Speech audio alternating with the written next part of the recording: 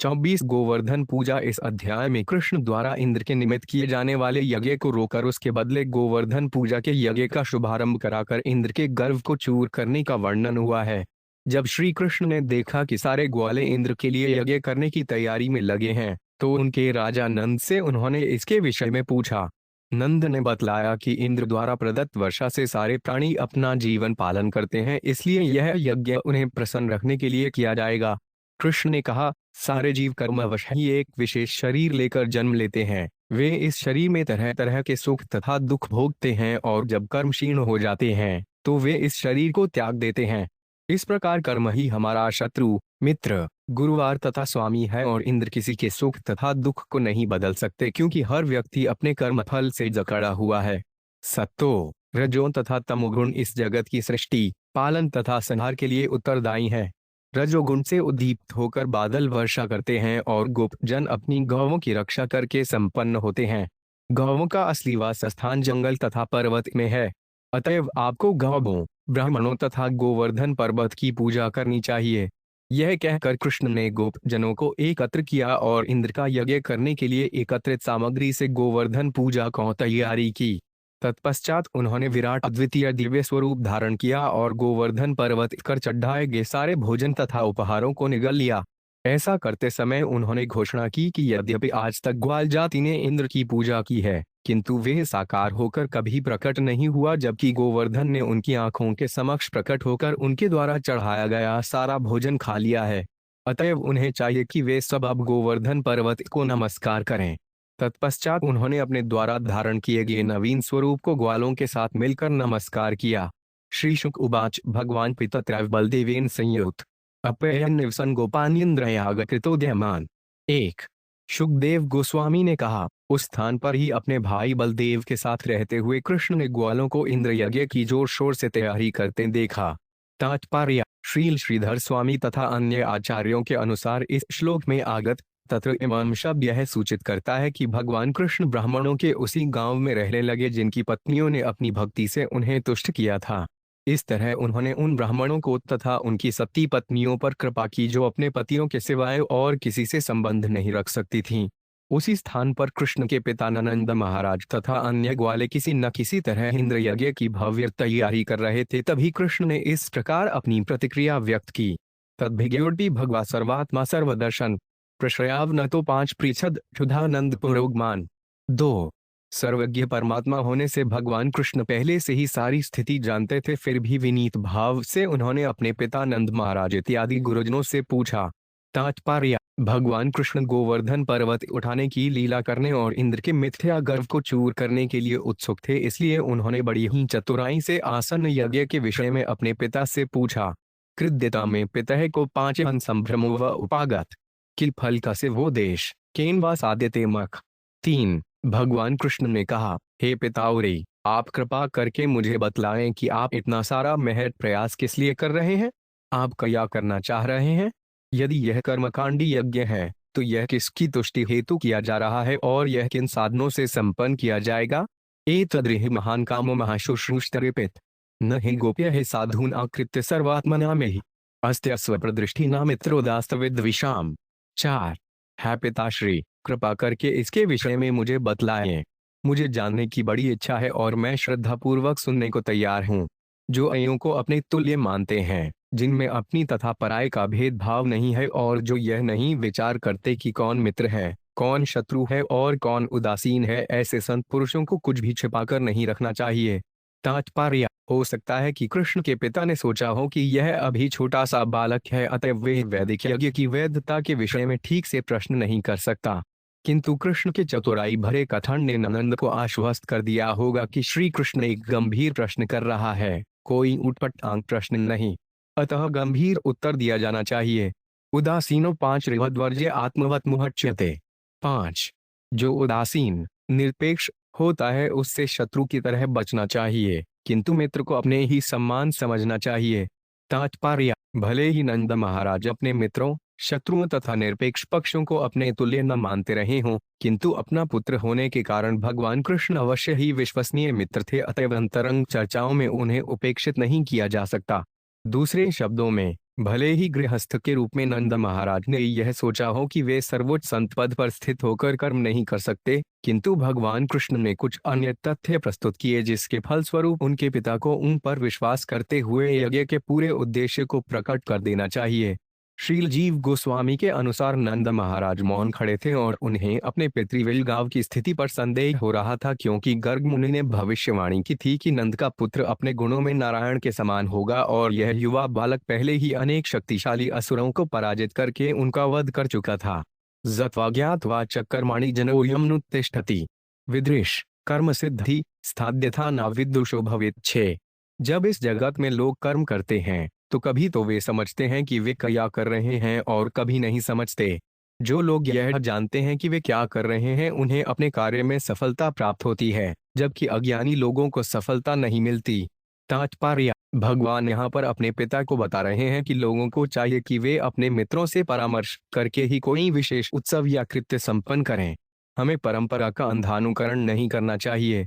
जो व्यक्ति यह भी नहीं जानता कि वह क्या कर रहा है, तो भला उसे उस कार्य में सफलता कैसे मिल सकती है। इस श्लोक में भगवान का यही महत्वपूर्ण तर्क है। चूंकि नंद के तरुण पुत्र श्री कृष्ण से अपने पिता के धार्मिक कृत्य में उत्साह दिखाने की आशा करना स्वाभाविक था, अतएव पिता का कर्तव्य था कि वे पुत्र से इस उत्सव की पूरी व्याख्या करते। तत्रतावत् क्रियायोगो भवतां की विचारित अथवा लौकिक स्तन में पृच्छत साधु भण्यताम। 7। ऐसा होने से आप मुझे स्पष्ट रूप से अपने इस अनुष्ठान विषयक उद्योग को बतला दें। क्या यह उत्सव शास्त्र सम्मत है या केवल समाज की एक साधारण रीति। श्रीनंद दबाच पर जयो भगवान इंद्रो मेघास्तस्यात्मा मूर्तय तेड्भिवर्षन्ति भूतान आप्रीणवान जीवन पर। 8। नंद महाराज ने उत्तर दिया, महान ईश्वर इंद्र वर्षा के नियंत्रक हैं। ये बादल उन्हीं के साक्षात प्रतिनिधि हैं और वे ही वर्षा करते हैं जिससे समस्त प्राणियों को सुख और जीवनदान मिलता है। तात्पर्य: शुद्ध वर्षा जल के बिना पृथ्वी न तो किसी को आहार, न ही पेय प्रदान कर सकती थी और न ही कहीं स्वच्छता रह सकती थी। अत वर्षा की महत्ता का अनुमान लगा पाना कठिन है। तत्तात्वमन्येक्ष्वार्मुनापतिमीश्वरम डवैस्तद्रेत सिद्धैर्य जन्ते क्रतुभिनरा। 9। हे पुत्र, केवल हम ही नहीं अपितु अन्य लोग भी वर्षा करने वाले इन बादलों के स्वामी की पूजा करते हैं। हम उन्हें अन्न तथा अन्य पूजा सामग्री भेंट करते हैं जो वर्षा रूपी उन्हीं के वीर्य से उत्पन्न होती है। तात्पर्य: नंद महाराज बड़े धैर्य से अपने नन्हे पुत्र श्री कृष्ण को जीवन के यथार्थ समझाने का प्रयास कर रहे थे, किंतु नंद तथा वृंदावन के समस्त वासियों को एक आश्चर्यजनक शिक्षा प्राप्त हुई, जैसा कि इस अध्याय में बतलाया गया है। तच्छेषेणोप जीवन्ति त्रिवर्ग फलहित्वे पुंसा पुरस्काराणा पर जय फल भावन। 10। इंद्र के लिए संपन्न यज्ञों से बच्चे जूठन को ग्रहण करके लोग अपना जीवन पालन करते हैं तथा धर्म, अर्थ और काम रूपी 3 लक्ष्यों को प्राप्त करते हैं। इस प्रकार भगवान इंद्र उद्यमी पुरुषों की सकाम सफलता के लिए उत्तरदायी अभिकर्ता हैं। तात्पर्य: कोई यह आक्षेप कर सकता है कि लोग कृषि, उद्योग इत्यादि के द्वारा अपना भरण पोषण करते हैं, किंतु जैसा कि पहले उल्लेख हो चुका है कि सारे मानवीय तथा अमानवीय प्रयास भोजन तथा पेय पर आश्रित होते हैं, जिन्हें पर्याप्त वर्षा के बिना उत्पन्न नहीं किया जा सकता। त्रिवर्ग शब्द के द्वारा नंद ने यह भी बतलाया कि इंद्र यज्ञ के द्वारा प्राप्त होने वाली संपन्नता केवल इंद्रिय तृप्ति के लिए नहीं होती, अपितु धर्म तथा आर्थिक विकास के लिए भी होती है। जब तक लोगों को भली भांति भोजन नहीं मिलता, वे अपने कार्यों को ठीक से नहीं कर पाते और अपना कार्य किए बिना धार्मिक बन पाना अतीव कठिन है। यह विसृज्य धर्म परंपरायाता नर कामाद्वेषाधवालोभात् स्वयनाप्नोति शोभनम। 11। यह धर्म स्वस्थ परंपरा पर आश्रित है। जो कोई काम, शत्रुता, भय या लोभवश इसका बहिष्कार करता है उसे निश्चय ही सौभाग्य प्राप्त नहीं हो सकेगा। तात्पर्य: यदि कोई व्यक्ति काम, ईर्ष्या, भय या लोभवश अपने धार्मिक कर्तव्यों की उपेक्षा करता है तो उसका जीवन कभी भी प्रखर या पूर्ण नहीं हो सकता। श्री शुक्वाचवचो निशम्य नंदस्य तथा निशात्र जोक्साम इंद्राय मयुजयन पितर प्राह केशव। 12। शुकदेव गोस्वामी ने कहा, जब भगवान केशव कृष्ण ने अपने पिता नंद तथा ब्रज के अन्य गुरुजनों के कथनों को सुना तो इंद्र के प्रति क्रोध उत्पन्न करने के उद्देश्य से उन्होंने अपने पिता को इस प्रकार संबोधित किया। तात्पर्य: श्रील श्रीधर स्वामी बतलाते हैं कि भगवान कृष्ण की आंतरिक इच्छा न केवल किसी देवता का अपमान करने की थी, अपितु उस मिथ्या गर्व के पर्वत को ढहा देने की थी जो भगवान के उस क्षुद्र सेवक के मन में उत्पन्न हुआ था, जो इंद्र के रूप में भगवान का प्रतिनिधित्व कर रहा था। इस प्रकार भगवान कृष्ण गोवर्धन पर्वत उठाकर गोवर्धन पूजा नामक उल्लासपूर्ण वार्षिक उत्सव का शुभारंभ करेंगे और वे अपने प्रिय भक्तों के साथ उस पर्वत के नीचे अनेक दिवसों तक बसे रहने की मनमोहक लीला का आनंद मनाएंगे। श्री भगवान वाच कर्म न जायते जंतु कर्मण्येव प्रलीयते सुखं दुखं भयं क्षेम कर्मण्येवाभिपद्यते। 13। भगवान कृष्ण ने कहा, कर्म से ही जीव जन्म लेता है और कर्म से ही उसका विनाश होता है। उसके सुख, दुख, भय तथा सुरक्षा की भावना का उदय कर्म के प्रभावों के रूप में होता है। तात्पर्य: भगवान कृष्ण ने कर्मवाद या कर्म मीमांसा नामक दर्शन का कथन करके जो आधार रूप में पुनर्जन्म में विश्वास के साथ नास्तिकता है, देवताओं को महत्ता कम कर दी। इस दर्शन के अनुसार प्रकृति के सूक्ष्म नियम हमारे कर्म के अनुसार हमें पुरस्कृत या दंडित करते हैं। जैसा बोओगे वैसा ही काटोगे। भावी जीवन में मनुष्य अपने वर्तमान कर्म का फल पाता है और सच्चाई का सार यही है। साक्षात भगवान होने के कारण भगवान कृष्ण इस मध्यम दर्शन के प्रस्तोता नहीं हो सकते। वे तो बालक रूप में अपने भक्तों के साथ छेड़खानी करने के लिए ऐसा उपदेश दे रहे थे। श्रील जीव गोस्वामी इंगित करते हैं कि भगवान कृष्ण सोच रहे थे कि ये मेरे सारे शाश्वत संगी जो मेरे पिता, संबंधी तथा मित्रों के रूप में प्रकट हुए हैं, इंद्र की पूजा के प्रति इतने प्रतिबद्ध क्यों हैं? इस तरह यद्यपि भगवान का मुख्य उद्देश्य इंद्र के मिथ्या गर्ज को चूर करना था, किंतु वे अपने भक्तों को यह भी याद दिलाना चाहते थे कि उन्हें अन्य तथाकथित देवताओं को और अपना ध्यान नहीं मोड़ना है, क्योंकि वास्तव में उनके भक्त तो पहले से ही परम सत्य अर्थात स्वयं सर्वशक्तिमान भगवान के साथ रह रहे थे। अस्ति चेदि भ्रर कश्चित फल रूपेण कर्मणाम कर्तारं भजते सो 5 पिन्हा कर्तु प्रभु है सह। 14। यदि कोई परम नियंता हो भी जो अयों को उनके कर्मों का फल प्रदान करता हो तो उसे भी कर्म करने वाले पर आश्रित रहना होगा। वस्तुत जब तक सकाम कर्म संपन्न न हो ले तब तक सकाम कर्म फलों के प्रदाता के अस्तित्व का प्रश्न ही नहीं उठता।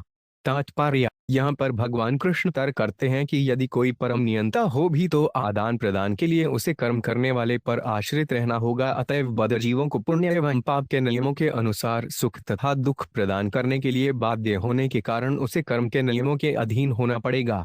इस सतही तर्क में इस बात की उपेक्षा हो जाती है कि शुभ तथा अशुभ कर्मों के अच्छे तथा बुरे फलों की संस्तुति करने वाले प्रकृति के नियम सर्वमंगल परमेश्वर की ही सृष्टि हैं।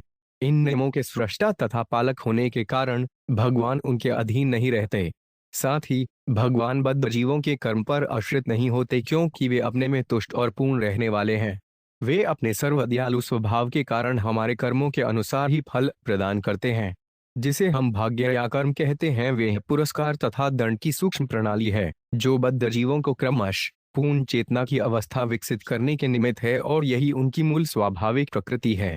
भगवान ने मानव व्यवहार के लिए दंड तथा पुरस्कार को नियंत्रित करने वाले प्रकृति के नियमों को इस निपुणता से सूत्रबद्ध एवं प्रयुक्त किया है कि जीव शाश्वत आत्मा के रूप में अपनी स्वतंत्र इच्छा में किसी महत्वपूर्ण हस्तक्षेप के बिना पाप करने से निरुत्साहित होता है और अच्छाई की ओर प्रोत्साहित होता है। भगवान भौतिक प्रकृति से विपरीत आध्यात्मिक जगत में अपने अनिवार्य स्वभाव को प्रदर्शित करते हैं, जहां वे अपने शुद्ध भक्तों के नित्य प्रेम से आदान प्रदान करते हैं। ऐसे प्रेम व्यापार भगवान तथा उनके भक्तों की पारस्परिक स्वतंत्रता पर आधारित होते हैं, किसी स्वार्थ को लेकर नहीं। अपने भक्तों को सहायता से भगवान इस जगत के बद्ध जीवों को बारंबार अवसर प्रदान करते हैं कि वे भौतिक विश्व का शोषण करना त्याग कर आनंद तथा ज्ञान से पूर्ण जीवन बिताने के लिए भगवधाम वापस जाएं। इन बातों पर विचार करते हुए भगवान ने हंसी हंसी में जो नास्तिक तर्क प्रस्तुत किए हैं उन्हें गंभीरता से नहीं लेना चाहिए। किमिंद्रिणे भूताना स्वस्वकर्मानुवर्ती नाम अनीशेन अन्यथा कर्तु स्वभावहिता नाम। 15। इस जगत में जीवों को अपने किसी विशेष पूर्व कर्म के परिणामों का अनुभव करने के लिए बाध्य किया जाता है। क्योंकि भगवान इंद्र किसी तरह भी मनुष्यों के भाग्य को बदल नहीं सकते, जो उनके स्वभाव से ही उत्पन्न होता है, तो फिर लोग उनकी पूजा क्यों करें? तात्पर्य: यहाँ पर भगवान कृष्ण का तर्क स्वच्छंदता का निषेध नहीं करता। यदि मनुष्य कर्म को हमारे वर्तमान कार्यों का फल देने वाले नियमों को प्रणाली मान लेता है तो हम अपने स्वभाव के अनुसार अपने भविष्य का निर्णय यौन करेंगे। इस जीवन के हमारे सुख तथा दुख पहले से हमारे पूर्व जन्मों के कर्मों के अनुसार निश्चित कर दिए गए हैं, जिसे देवता भी नहीं बदल सकते। वे हमारे पूर्व कर्मों के अनुसार हमें संपन्नता या विपन्नता, रुग्णता या आरोग्य, सुख या दुख प्रदान करते हैं। फिर भी इस जीवन में शुभ या अशुभ कर्म करने की स्वच्छंदता अब भी हम में है और हमारे चुनाव के अनुसार ही हमारे भावी सुख तथा दुख का निर्णय होगा। उदाहरणार्थ, यदि मैं पूर्व जन्म में पवित्र रहा हूँगा तो देवता मुझे इस जन्म में प्रचुर संपत्ति प्रदान कर सकते हैं। किंतु मैं अपने धन को अच्छे या बुरे कर्मों में व्यय करने के लिए स्वतंत्र हूँ और मेरे चुनाव से ही मेरे भावी जीवन का निश्चय होगा। इस तरह यद्यपि इस जीवन में मिलने वाले अपने कर्म फलों को मनुष्य बदल नहीं सकता, किंतु तो भी उसमें स्वतंत्र इच्छा होती है जिससे वे अपने भविष्य को निश्चित कर सकता है। यहाँ पर भगवान कृष्ण का तर्क बड़ा मजेदार है, फिर भी इसमें इस निर्णायक विचार की उपेक्षा की गई है कि हम सभी ईश्वर के नित्य दास हैं और हमें अपने कर्म द्वारा उन्हें प्रसन्न करना चाहिए। स्वभाव तंत्रो हि जनः स्वभावम निवर्ते स्वभावस्थमिदं सर्व सदेवासुर मानुषम। 16। प्रत्येक व्यक्ति अपने ही बद्ध स्वभाव के अधीन है और उसे उस स्वभाव का ही पालन करना चाहिए। देवताओं, असुरों तथा मनुष्यों से युक्त यह संपूर्ण जगत जीवों के बंद स्वभाव पर आश्रित है। तात्पर्य: यहाँ पिछले श्लोक में दिए गए तर्क की भगवान कृष्ण द्वारा व्याख्या को गई है। चूंकि हर बात स्वभाव पर निर्भर करती है, तो फिर ईश्वर या देवताओं की पूजा क्यों की जाए? यह तर्क भव्य हो सकता है यदि स्वभाव सर्वशक्तिमान होता, किंतु दुर्भाग्यवश ऐसा नहीं है। इसके ऊपर कोई परम नियंता है हमें जिसकी पूजा करनी चाहिए, जैसा कि आगे श्रीमद् भागवत के इस अध्याय में जोर देकर श्री कृष्ण प्रकट करेंगे। इस समय तो उन्हें अपने संबंधियों को तंग करने में मजा आ रहा है। देहानुचाव चाग्यंतु प्राप्योत्सुजति कर्मणा शनुमित्रमुदसीन कर्मेव गुरुरीश्चवर। 97। चूंकि कर्म के ही फलस्वरूप बद्धजीव उच्च तथा निम्न श्रेणी के विविध शरीरों को स्वीकार करता है और फिर त्याग देता है, अतएव यह कर्म उसका शत्रु, मित्र तथा निरपेक्ष साक्षी है, उसका गुरुवार तथा ईश्वर है। तात्पर्य: देवतागण तक कर्म के नियमों द्वारा बंधे तथा मर्यादित हैं। यहाँ तक कि साक्षात इंद्र स्वयं कर्म के नियमों के अधीन हैं, जैसा कि ब्रह्म संहिता 5.54 में स्पष्ट कहा गया है। यरित विधगोपमथ वेन ब्रह्मो स्वकर्म बंधानुरूप फल भाजनम अवनोति। भगवान गोविंद सारे प्राणियों को उनके कर्मों का उपयुक्त फल प्रदान करते हैं। यह स्वर्ग लोकों के राजा बलशाली इंद्र तथा इंद्रगोप नामक कीट पर समान रूप से लागू होता है। भगवद गीता में भी 7.20 कहा गया है, कामस्तैस्तैरित ज्ञाना प्रपंचन्ते उन्यं देवता। जिन्होंने भौतिक इच्छाओं के वशीभूत होकर अपनी बुद्धि खो दी है, वे ही भगवान की पूजा न करके देवताओं की शरण में जाते हैं। वस्तुत देवतागण किसी को भी स्वतंत्र रूप से वर नहीं दे सकते, जैसा कि भगवान कृष्ण ने गीता में कहा है, मैं विहितान ही वहाँ। सारे वर अंततः स्वयं भगवान द्वारा प्रदत्त होते हैं। यह कहना पूरी तरह से गलत नहीं है कि देव पूजा व्यर्थ है, क्योंकि देवता भी कर्म के नियमों के अधीन है। वास्तव में बात यही है। किंतु परब्रह्म भगवान कृष्ण कर्म के नियमों के अधीन नहीं है, प्रत्युत वे स्वतंत्र रूप से वर दे सकते हैं या उसे रोक सकते हैं। इसकी पुष्टि ब्रह्म संहिता के उपर्युक्त उद्धृत श्लोक से होती है, जिसकी तीसरी पंक्ति है, कर्माणि निर्दहति किंतु च भक्ति भाजाम। भगवान प्रेमा भक्ति में लगे लोगों के समस्त संचित कर्म को जलाकर क्षार कर देते हैं। भगवान कृष्ण न केवल कर्म के इन नियमों तथा उनके फल के ऊपर हैं, अपितु वे प्रेमा भक्ति द्वारा प्रसन्न करने वाले के लिए इन नियमों को तुरंत विलीन कर देते हैं। इस प्रकार सर्वशक्तिमान ईश्वर परम स्वतंत्र हैं और उनकी शरण में जाने पर हम कर्म के बंधन से बच सकते हैं और उनकी किसी और की शोक कप्रद राज सत्ता को सर्वोपरि मानने से इनकार कर सकते हैं। तस्मात् संपूजित कर्म स्वभावस्त स्वकर्मकृत अजसा यह वर्तेत तदेवास्य ही देवतम। 18। अतएव मनुष्य को चाहिए कि वह कर्म की ही ठीक से पूजा करे। मनुष्य को अपने स्वभाव के अनुरूप स्थिति में बने रहना चाहिए और अपने ही कर्तव्य का निर्वाह करना चाहिए। निसंदेह जिससे हम अच्छी तरह रह सकते हैं वही वास्तव में हमारा पूज्य अर्चा विग्रह है। तात्पर्य: यहाँ पर भगवान कृष्ण इस आशुनिक बेहुदे दर्शन का सुझाव रखते हैं कि हमारा कर्म या काम धंधा ही असली ईश्वर है और हमें केवल अपने कर्म की पूजा करनी चाहिए। ध्यान पूर्वक छानबीन करने पर हम यह पाएंगे कि हमारा कर्म भौतिक प्रकृति के साथ भौतिक शरीर की अन्योन्य क्रिया है, जैसा कि स्वयं भगवान कृष्ण ने कुछ गंभीरता के साथ भगवद गीता 3.28 में कहा है, गृणागुणेषु वर्तन्त। कर्म मीमांसा दर्शन के अनुसार इस जीवन में किए गए उत्तम कर्म से हमें उत्तमतर अगला जीवन प्राप्त होगा। यदि यह सच है तो फिर शरीर से पृथक किसी न किसी प्रकार का चेतन आत्मा होना चाहिए, और यदि ऐसा है तो फिर दिव्य आत्मा क्यों कर प्रकृति के साथ क्षणिक शरीर की अन्योन्य क्रिया की पूजा करें? यदि संपूजित कर्म शब्दों का यह अर्थ लिया जाए कि मनुष्य को कर्मों को नियंत्रित करने वाले कर्म के नियमों की पूजा करनी चाहिए, तो यह प्रश्न पूछा जा सकता है कि नियमों की पूजा करने से क्या होगा? ऐसे नियमों का उत्स क्या है और उनको कौन बनाए हुए है? यह कहना कि नियमों से इस संसार की सृष्टि हुई है या इसका पालन हो रहा है निरर्थक है, क्योंकि नियम की प्रकृति से यह नहीं इंगित होता कि उससे कोई जगत उत्पन्न हो सकता है जिस पर यह स्वामित्व जमा सकता है। वस्तुतः पूजा तो स्वयं कृष्ण के निमित्त है। इस अध्याय में इसी निष्कर्ष को स्पष्ट किया गया है। आजीवेक्तरम भवान्यस्त्वयमुप जीवति न तस्माद्विन्ते क्षेमं जारान्वार्यस्ति यथा। 19। जो वस्तु वास्तव में हमारे जीवन का निर्वाह करती है, यदि हम उसे छोड़कर अन्य वस्तु की शरण ग्रहण करते हैं तो भला हमें असली लाभ कैसे प्राप्त हो सकता है। हम उस कृतघ्न स्त्री की भांति होंगे जो जाड़ पत्ती के साथ प्रेमालाप करके कभी भी असली लाभ नहीं उठा पाती। तात्पर्य: क्षेमन शब्द का अर्थ है वास्तविक संपन्नता, मात्र धन का संचय नहीं। यहाँ पर भगवान कृष्ण खुलकर तर्क करते हैं कि जिस तरह कोई क्षत्रिय अवैध पति से वास्तविक प्रतिष्ठा या आलोक प्राप्त नहीं कर सकती, उसी तरह वृंदावन के निवासी अपनी संपन्नता के असली स्रोत की उपेक्षा करके उसके बदले इंद्र की पूजा करके कभी भी सुखी नहीं हो सकते।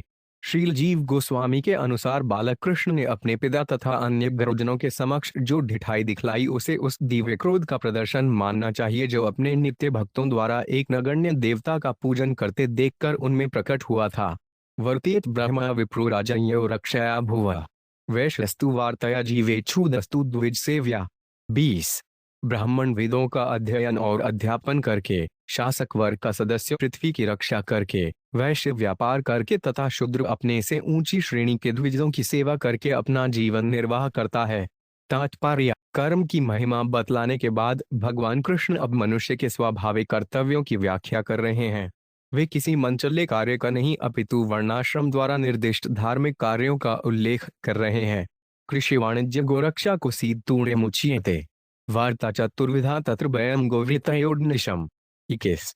वैश्य के वृत्ति प्रकार 4 प्रकार के माने गए हैं: कृषि, व्यापार, गोरक्षा तथा धन का लेन देन। हम इनमें से केवल गोरक्षा में ही सदैव लगे रहे हैं। सत्वन रजस्तम इति स्थित्युत्पत्त्यन्त हेतव रज सोत्पद्यते विश्वमयोन्यन विविध जगत। 22।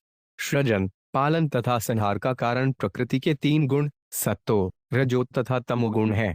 विशिष्टतः रजोगुण इस ब्रह्मांड को उत्पन्न करता है और संभोग के द्वारा यह विविधता से पूर्ण खनता है।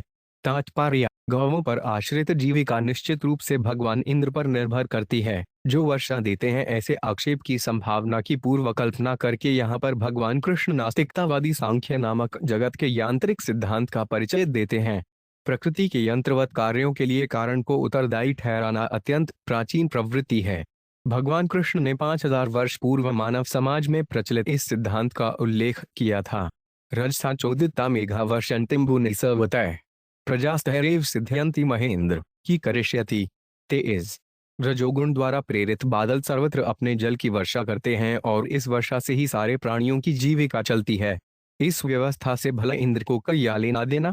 तात्पर्य: भगवान कृष्ण जगत के यांत्रिक सिद्धांत की अपनी व्याख्या का समापन महेंद्र की करिष्यति से करते हैं। महान इंद्र की किसे आवश्यकता पड़ती है, क्योंकि रजोगुण से प्रेरित बादल वर्षा करते हैं और यही वर्षा हर एक के लिए भोजन उत्पन्न करती है। सर्वतः शब्द सूचित करता है कि समुद्र, शैल तथा ऊसर भूमि पर बादल खुले दिल से समान रूप से वर्षा करते हैं, जहां ऐसे मीठे जल की आवश्यकता नहीं दिखाई देती।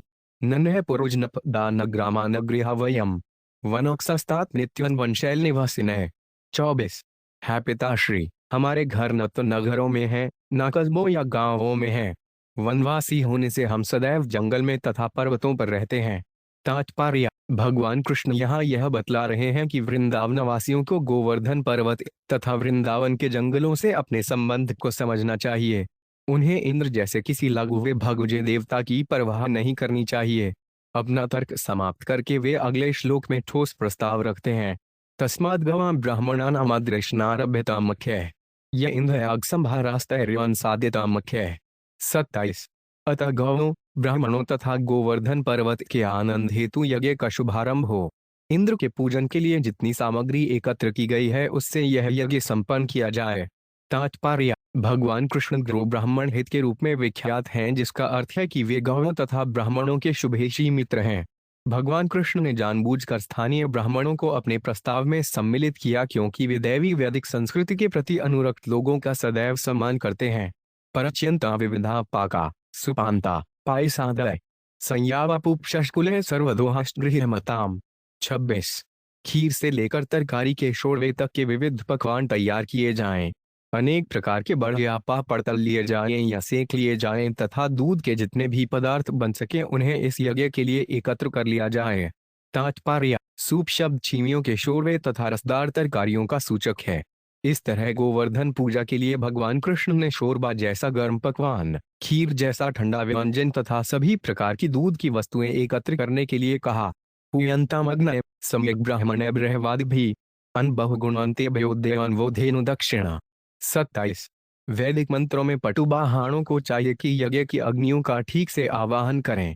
तत्पश्चात तुम लोग पुरोहितों को उत्तम भोजन कराओ और उन्हें गौवें तथा अन्य भेंटें दान में दो। तात्पर्य: श्रील श्रीधर स्वामी के अनुसार भगवान श्री कृष्ण ने अपने पिता तथा वृंदावन के अन्य वासियों को इस वैदिक यज्ञ की शास्त्रीय विधि का विस्तृत उपदेश दिया जिससे यज्ञ की गुणवत्ता के बारे में आश्वस्त हुआ जा सके और नंद तथा अन्यों को ऐसे यज्ञ की भावभूमि में श्रद्धा से अनुप्राणित किया जा सके। इस प्रकार भगवान ने बतलाया कि सनातनी ब्राह्मण नियमित यज्ञ की अग्नियां और समुचित दान वितरण का होना आवश्यक है। इन्हें भगवान द्वारा बतलाए गए क्रम में संपन्न करना था। अनेभ्यश्वाश्चांडाल पततेभ्यो यथायतः यह संच गवादत्वा गिरेदीयतां बलिः। 28। कुतों तथा चांडालों जैसे पतितात्माओं समेत हरेक को उपयुक्त भोजन देने के बाद तुम सबों को चाहिए कि गौओं को घास दो और तब गोवर्धन पर्वत को अपनी सादर भेंटें चढ़ाओ। स्वलड्डूता भुक्तवंत स्वनुलिप्ता सुवासय प्रदक्षिणाचर कुरुत गोवित्रान लप पर्वतान। 29।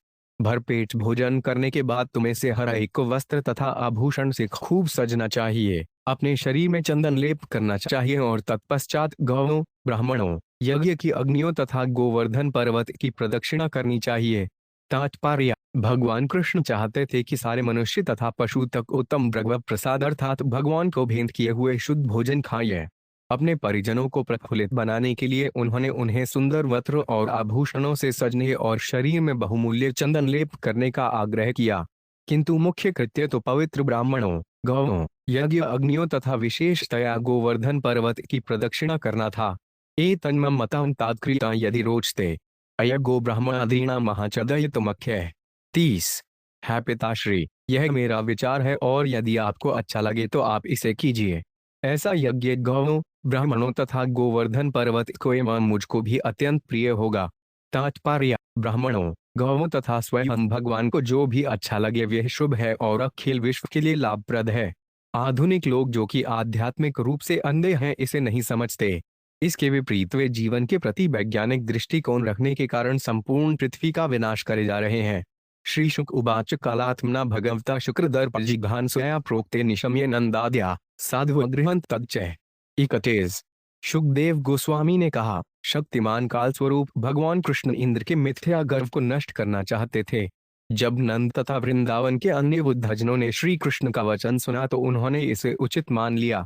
तथा श्वेदश्रु सर्व यथा मधुसूदन वाचित्वा स्वस्त्यंतदुद्रवेन गिरिद्विजानु। 32। उपहृत्य बलीन समयगात्ता यव संगवाम गोदनानी पुरस्कृत्य गिरि चकुर प्रदक्षिणम। 33। तत्पश्चात ग्वाल समुदाय ने मधुसूदन द्वारा प्रस्तावित सब कुछ पूरा किया। उन्होंने शुभ वैदिक मंत्रों का वाचन करने के लिए ब्राह्मणों की व्यवस्था की और इंद्र यज्ञ के निमित्त संग्रहित सारी सामग्री को उपयोग में लाते हुए गोवर्धन पर्वत तथा ब्राह्मणों को सादर भेंटें दी। उन्होंने गौओं को भी घास दिया। तत्पश्चात गौओं, सांडों तथा बछड़ों को आगे करके गोवर्धन पर्वत की प्रदक्षिणा की। तात्पर्य: वृंदावनवासी एकमात्र भगवान कृष्ण के भक्त थे, यही उनके जीवन का सार समाहार था। भगवान के नित्य संगी होने के कारण न तो उन्हें इंद्र या किसी अनुष्ठान यज्ञ से कोई सरोकार था, न ही वे कृष्ण द्वारा कहे गए यांत्रिक सांख्य दर्शन में रुचि रखते थे। वे तो कृष्ण से केवल प्रेम करते थे और प्रगाढ़ स्नेहवश ही उन्होंने जैसा कृष्ण द्वारा कहा गया जैसा ही किया। उनकी यह सरल प्रेम मानसिकता कोई संकीर्ण हृदयता या अज्ञान न थी, क्योंकि वे परमपूर्ण सत्य के प्रति अनुरक्त थे जो अपने में सारा ब्रह्मांड समाये हुए हैं। इस तरह वृंदावनवासियों ने निरंतर सभी सत्यों के आधारभूत सर्वोच्च अनिवार्य सत्य अर्थात स्वयं श्री कृष्ण का अनुभव किया जो समस्त कारणों के कारण तथा इस जगत का पालन करने वाले हैं। वृंदावनवासी उन परब्रह्म को प्रेमा भक्ति से अभिभूत रहते थे, अतः वे समस्त प्राणियों में परम भाग्यशाली, परम बुद्धिमान तथा परम व्यावहारिक थे। अन्नान से नडुगुप्तानि ते चारुह्य स्वल्लड्डूता गोप्यश्च कृष्ण वीर्यानि गायन्त्य। सदिजाशिष 34। बैलों द्वारा खींचे जा रहे छकड़ों में चढ़कर सुंदर आभूषणों से अलंकृत गोपियां भी साथ होलीं और कृष्ण की महिमा का गान करने लगीं और उनके गीत ब्राह्मणों के आशीष के साथ समामेलित हो गए। कृष्ण स्वयत्मन रूप गोप विश्रम्भरणं गत शैलोस्मीति ब्रुवन् भूरि बलिमाद दुहदपो 35। तत्पश्चात कृष्ण ने गोपों में श्रद्धा उत्पन्न करने के लिए अभूतपूर्व विराट रूप धारण कर लिया और यह घोषणा करते हुए कि मैं गोवर्धन पर्वत हूँ प्रचुर भेंटें खा लीं। तात्पर्य: श्रील प्रभुपाद ने भगवान श्री कृष्ण के 24वें अध्याय में लिखा है, जब सारी तैयारी पूरी हो गई तो कृष्ण ने महान दिव्य रूप धारण कर लिया और यह आश्वस्त करने के लिए कि गोवर्धन पर्वत और कृष्ण एक ही हैं, वृंदावन वासियों से बोले कि मैं ही साक्षात गोवर्धन पर्वत हूँ। तत्पश्चात वे वहां पर भेंट किया हुआ सारा भोजन खाने लगे। आज भी कृष्ण तथा गोवर्धन के स्वरूप का आदर किया जाता है। बड़े बड़े भक्त गोवर्धन पर्वत से शिलाएं लेकर उनकी उसी तरह पूजा करते हैं जिस तरह मंदिरों में कृष्ण के अर्चा विग्रह की पूजा की जाती है। इसीलिए भक्तगण गोवर्धन पर्वत से छोटे छोटे पत्थर या कंकड़ बीन कर घर लाते हैं और उन्हें पूजते हैं, क्योंकि यह पूजा अर्चा विग्रह पूजा जैसी है कि भगवान कृष्ण ने अपनी ओर से वृंदावन वासियों को महत्वपूर्ण मुसीबत मोल लेने के लिए प्रेरित किया था। उन्हें शक्तिशाली विश्व सरकार के यज्ञ की उपेक्षा करके उसके बदले गोवर्धन पर्वत की पूजा करने के लिए आश्वस्त किया।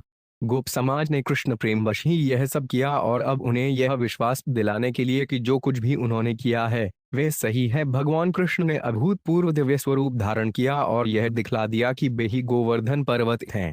तस्मै नमो ब्रजजने सह चक्र आत्मनात्मने अहो पश्यत शैलो 500 रूपीनो अनुग्रह व्यधात 36। कृष्ण ने वह ब्रजवासियों समेत गोवर्धन पर्वत के इस स्वरूप को नमन किया और इस तरह वास्तव में अपने को ही नमस्कार किया। तत्पश्चात उन्होंने कहा, जरा देखो तो यह पर्वत किस तरह पुरुष रूप में प्रकट हुआ है और इसने हम पर कृपा की है। तात्पर्य: इस श्लोक से स्पष्ट हो जाता है कि कृष्ण ने अपना विस्तार किया था। वे वृंदावन के उत्सव मनाने वालों के बीच अपने सामान्य रूप में दिख रहे थे, जबकि उसी के साथ गोवर्धन पर्वत के विराट रूप में भी प्रकट हो रहे थे। इस तरह बालक कृष्ण ने वृंदावन वासियों को अपने गोवर्धन पर्वत रूपी नए अवतार के समक्ष नमन करने को कहा और सबों को बतलाया कि गोवर्धन के इस दैवी रूप ने उन पर महती कृपा की है। कृष्ण के विस्मयकारी दिव्य कार्यकलाप आमोद प्रमोद युक्त वातावरण के अनुरूप थे। एपो 5 वजान्तो मर्त्यान काम रूपी वनोकसः हंतिहास में नमस्थाम शर्मणे आत्मनो गवाम 37। यह गोवर्धन पर्वत का इच्छानुसार रूप धारण करके अपनी उपेक्षा करने वाले वन के किसी भी निवासी को मार डालेगा, अतः अपनी तथा गौओं की सुरक्षा के लिए हम उसको नमस्कार करें। तात्पर्य: काम रूपी शब्द बतलाता है कि गोवर्धन पर्वत विशाले सांपों, जंगली पशुओं, गिरती चट्टानों इत्यादि का रूप धारण कर सकता है और ये सारे रूप मनुष्य को मारने में सक्षम है।